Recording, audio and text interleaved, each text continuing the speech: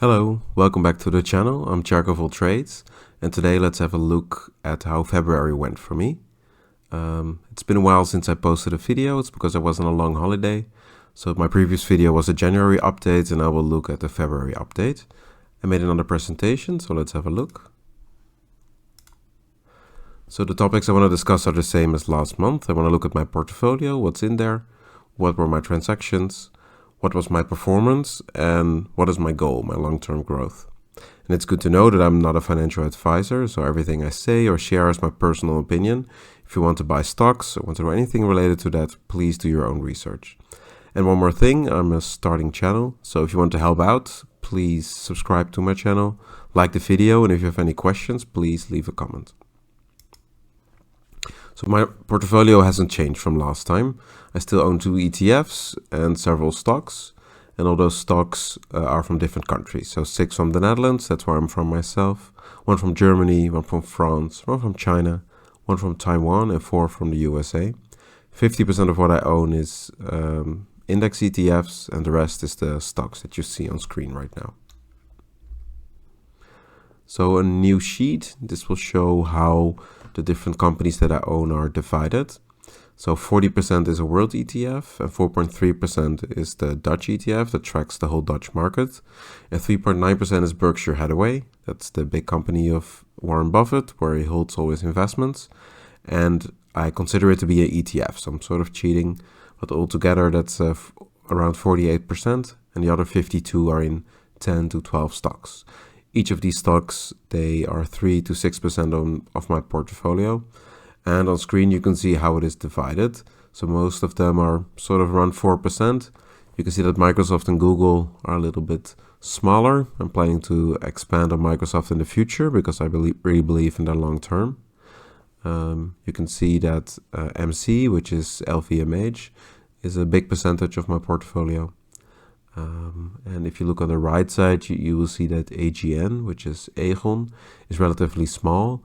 It's because I consider AGN and ASR-NL, which is ASR the Netherlands, to be in the same branch. So I bought Aegon for a small percentage, and ASR is a big one. So I consider them to be one stock actually, because they're in the same sector, which is insurance.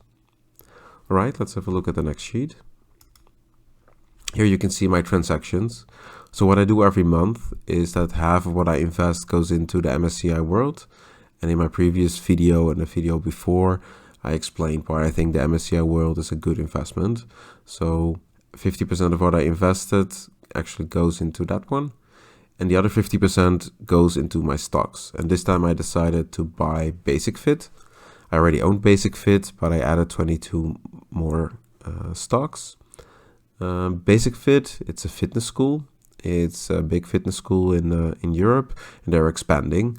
I like their business model. The profit that they make from one fitness school, they reinvest it into opening up new schools, and that way they try to become bigger and bigger and take over Europe. Currently, they're already the biggest in Europe, but they have a lot of room to expand. When they will stop expanding, they will make a good profit on every fitness school. So I think that's a nice business model. They were a low percentage of my portfolio, and the price of Basic-Fit has stayed behind. So I thought all these together was a good moment to invest in Basic-Fit.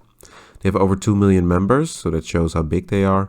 And they mainly are in the Netherlands, Belgium, Luxembourg, France, and Spain.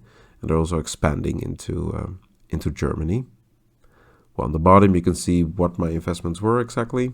So, yeah, that's what I just explained. So how was my performance in the month? Well, it was actually pretty good. The value of my portfolio increased by 6.72%. Of that, 2.25% was caused by deposits, but the rest, so 4.47%, was my actual profit. Because I'm from the Netherlands, everything I do is in euros, so that's how I calculate it. But some of the companies that I own are in US dollars.